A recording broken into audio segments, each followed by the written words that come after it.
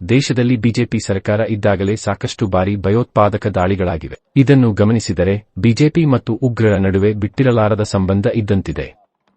ದೇಶದ ಮೇಲೆ ದಾಳಿ ಆದಾಗ ಬಿಜೆಪಿ ಸರ್ಕಾರವೇ ಯಾಕಿರುತ್ತದೆ? ಬಿಜೆಪಿ ಸರ್ಕಾರ ಇದ್ದಾಗಲೇ ದೇಶದ ಸಂಸತ್ ಮೇಲೆ ದಾಳಿ, ವಿಮಾನ ಹೈಜಾಕ್ ಮಾಡಲಾಗಿದೆ. ಮೋದಿ ಪ್ರಧಾನಿ ಆದ ಬಳಿಕವೇ ಪಠಾಣ್ ಕೋಟ್ ಮೇಲೆ ಉಗ್ರರ ದಾಳಿ ಆಯಿತು. ಉರಿ ಆರ್ಮಿ ಬೇಸ್ ಮೇಲೆ ದಾಳಿ, ಪುಲ್ವಾಮಾದಲ್ಲಿ ಸೇನಾ ವಾಹನ ಮೇಲೆ ಉಗ್ರರು ದಾಳಿ ಮಾಡಿದ್ದಾರೆ. ಅಮರನಾಥ ಯಾತ್ರಾರ್ಥಿಗಳ ಹತ್ಯೆ ಹಾಗೂ ಈಗ ಪಹಲ್ಗಾಮ್ನಲ್ಲಿನ ದಾಳಿ ಮಾಡಲಾಗಿದೆ. ಇದಕ್ಕೆ ಕಾರಣ ಏನು ಮೋದಿಯವರೇ? ಉಗ್ರರನ್ನು ಮಟ್ಟ ಹಾಕಲು ಸರ್ಕಾರದ ಪ್ರತಿಯೊಂದು ಕಾರ್ಯಕ್ಕೆ ಬೆಂಬಲ ನೀಡುವುದಾಗಿ ಕಾಂಗ್ರೆಸ್ ಹೇಳಿದೆ. ಪಹಲ್ಗಾಮ್ ಉಗ್ರರ ದಾಳಿಗೆ ಗುಪ್ತಚರ ಹಾಗೂ ಭದ್ರತಾ ವೈಫಲ್ಯ ಕಾರಣ. ಅಲ್ಲಿ ಪೊಲೀಸ್ ಸುರಕ್ಷತೆ ಏಕೆ ಇರಲಿಲ್ಲ? ಪಹಲ್ಗಾಮ್ನಲ್ಲಿ 3 ಹಂತದ ಭದ್ರತೆ ಇದ್ದರೂ ದಾಳಿ ಆದ ಜಾಗದಲ್ಲಿ ಪೊಲೀಸರು ಏಕೆ ಇರಲಿಲ್ಲ? ಕೇಂದ್ರಾಡಳಿತ ಪ್ರದೇಶ ಜಮ್ಮು ಕಾಶ್ಮೀರ ಮೇಲೆ ಇಷ್ಟೊಂದು ದೊಡ್ಡ ಪ್ರಮಾಣದಲ್ಲಿ ದಾಳಿ ಹೇಗೆ ಆಯಿತು? ಉಗ್ರರ ಎಲ್ಲ ದಾಳಿಯೂ ಬಿಜೆಪಿಯವರ ಮೂಗಿನ ಕೆಳಗೆ ಆಗಿದೆ. ಭದ್ರತಾ ವೈಫಲ್ಯಕ್ಕೆ ಬಿಜೆಪಿ ಸರ್ಕಾರವೇ ಜವಾಬ್ದಾರಿ. तो क्या बीजेपी के कर्नाटक के नेता और देश के नेता जवाब देंगे कि पाकिस्तानी उग्रवादियों मौलाना मसूद अजहर, जरगर और बाकी सब उग्रवादियों को मेहमान बनाकर कश्मीर की जेल से छुड़वाकर बीजेपी के देश के विदेश मंत्री कांधार अफगानिस्तान क्यों छोड़कर आए थे? जब बीजेपी की सरकार थी तो वो इतनी कमजोर सरकारें होती हैं कि देश की संसद तक पर हमला हो गया था, याद करिए। जब बीजेपी की सरकार थी तो इसी सरकार में जब नरेंद्र मोदी जी प्रधानमंत्री थे तो पठानकोट एयर बेस पर पाकिस्तान से आए उग्रवादियों ने हमला किया और केवल एयर बेस पर नहीं, हमारे पुलिस स्टेशन तक उड़ा दिए खुलेआम और हमारे पुलिस के सिपाहियों की और फौज के सिपाहियों की हत्या की। उरी आर्मी बेस के ऊपर नरेंद्र मोदी जी जब प्रधानमंत्री थे तो सीधे सीधे हमला हुआ। पुलवामा में एक्सप्लोजिव लेडन कई टन एक्सप्लोजिव की कार आई और उसने हमारे आर्मी के कॉन्वॉय को उड़ा दिया। उस समय प्रधानमंत्री जी फिल्म की शूटिंग कर रहे थे। नगरोटा आर्मी बेस पर जो जम्मू कश्मीर के बिल्कुल सेंटर में है, एंट्री पॉइंट पर है, उग्रवादी आए और उन्होंने हमारे आर्मी बेस पर हमला किया। अमरनाथ यात्रा और रियासी के अंदर इसी प्रकार से हमला हुआ और हमारे निहत्थे अमरनाथ यात्रियों की बीजेपी की सरकार, मोदी सरकार में हत्या की गई। और अब फिर पुलवामा और रियासी और अमरनाथ के बाद पहलगांव में हमला हुआ, जहां कर्नाटक के 3 हमारे निहत्थे साथियों सहित इस देश के 26 लोग जो हैं वो उग्रवादियों द्वारा मार दिए गए। ये क्या कारण है मोदी जी कि जहां जहां जब जब बीजेपी की सरकारें होती हैं तो उग्रवादी हमला करते हैं और सरकार सोई पड़ी रहती है? बीजेपी का पाक प्रेम, बीजेपी का पाकिस्तान प्रेम कर्नाटक के लीडरों को दोबारा याद करने की जरूरत है। इस देश के 75 साल के इतिहास में अकेले माननीय नरेंद्र मोदी ऐसे प्रधानमंत्री हैं जो बगैर बुलाए दावत खाने पाकिस्तान गए थे, बगैर बुलाए मेहमान के तौर पर केक काटकर आए थे, दावत उड़ाकर आए थे और उसके बदले में हमें पुलवामा का, उसके बदले में माफ कीजिए, हमें पठानकोट का उग्रवादी हमला रिटर्न गिफ्ट के तौर पर पाकिस्तान ने दिया था। 75 साल में बीजेपी अकेली ऐसी पार्टी है जिन्होंने पाकिस्तान की कुख्यात बदनाम आईएसआई को हिंदुस्तान बुलाया था। अमित शाह जी तब भी गृह मंत्री थे, मोदी जी तब भी प्रधानमंत्री थे, पठानकोट एयर बेस की जांच के लिए। और एक बार नहीं, अनेकों बार बीजेपी के नेताओं के आईएसआई और पाकिस्तान से लिंक मिले।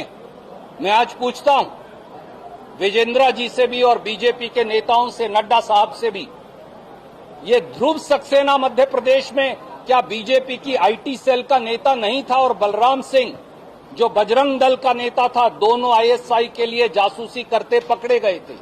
क्या ये सही है या गलत है? बताइए, क्या ये सही है या गलत है कि प्रदीप कुरुलकर जो डीआरडीओ की का साइंटिस्ट था और जासूसी करते आईएसआई के लिए पकड़ा गया था, उसके आरएसएस के साथ संबंध पाए गए थे।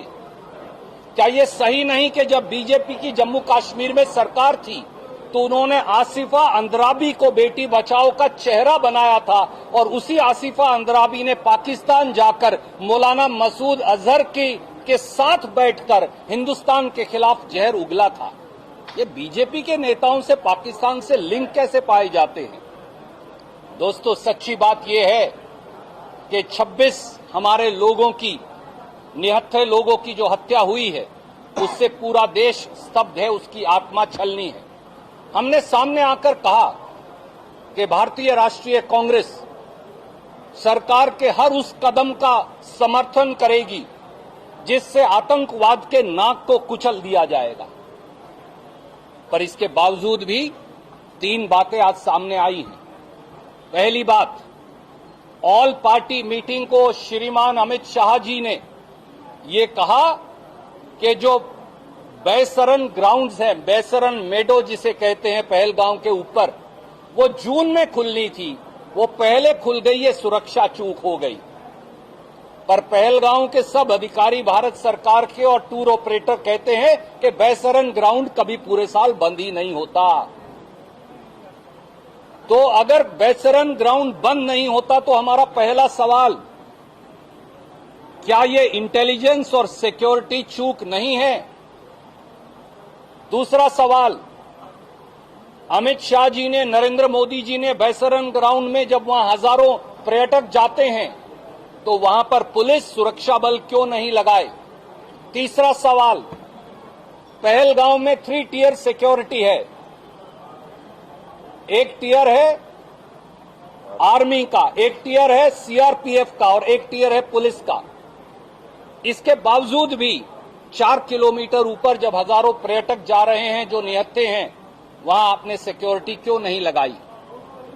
चौथा सवाल, नेशनल इन्वेस्टिगेशन एजेंसी एनआईए ने, यह अखबार में आपने छापा है, सुप्रीम कोर्ट में यह कहा है कि 21,000 करोड़ की जो ड्रग्स पकड़े गए गुजरात में, किसके पोर्ट से पकड़े गए जरूर पता करिएगा, उनका सीधा लिंक किससे है? पहलगांव के अटैक से है। तो जो उस पोर्ट का मालिक है गुजरात में, मोदी जी उसको कब बुलाएंगे तफ्तीश के लिए? छठा सवाल, पूरा जम्मू कश्मीर अब यूनियन टेरिटरी है, प्रांत नहीं है। जम्मू कश्मीर में दुनिया की सबसे बड़ी मिलिट्री कमांड है, 3.5 लाख फौजी वहां पर हैं। जम्मू कश्मीर में armed forces special power act लगा है। इन सब के बावजूद भी इतना बड़ा उग्रवादी हमला कैसे हो गया? अब जब बीजेपी के नेताओं के पास पूरे देश में इन 6 सवालों का कोई जवाब नहीं है तो वो ऊल जलूल बातें करने पर उतर आए हैं। हमारा बीजेपी के लोगों से सीधा सवाल है। पहला सवाल, ये सारे उग्रवादी हमले आपकी नाक के नीचे हो रहे हैं, वो शुरू हुआ IC 814 से, वो गया पार्लियामेंट के अटैक पे, वो गया पठानकोट के अटैक पे, वो गया उरी के अटैक पे, वो गया पुलवामा के अटैक पे, वो गया नगरोटा के अटैक पे और वो हुआ पहलगांव के अटैक पे। तो बीजेपी की सरकार, उसके प्रधानमंत्री और गृह मंत्री क्या कर रहे हैं? क्या वो इतने कमजोर हैं कि वो जम्मू कश्मीर के अंदर सुरक्षा देने में असफल हैं? और बीजेपी के इन लोगों के जो ISI और पाकिस्तान से लिंक पाए गए हैं, इसके बारे में क्या जवाब है? और बीजेपी का ये जो पाकिस्तान प्रेम है जिसकी मैंने चर्चा की कि आप ISI को भी हिंदुस्तान बुला लेते हैं पठानकोट एयरबेस जांच के लिए और खुद भी बगैर बुलाए मेहमान की तरह चल जाते हैं, इन सवालों का जवाब और सुरक्षा चूक का जवाब देना पड़ेगा। 5 या 6 लोग भेजकर भोंडा प्रदर्शन करके किसी मुख्यमंत्री के खिलाफ 2 नारे लगाकर आप इस बात से पल्ला नहीं झाड़ सकते कि इस देश में सुरक्षा चूक और इंटेलिजेंस फेलियर के लिए बीजेपी की केंद्रीय सरकार जिम्मेवार है और उनके नेता जिम्मेवार हैं। अब हमारे प्रदेश कांग्रेस कमेटी के अध्यक्ष आदरणीय DK शिव कुमार जी आपको कुछ कहेंगे।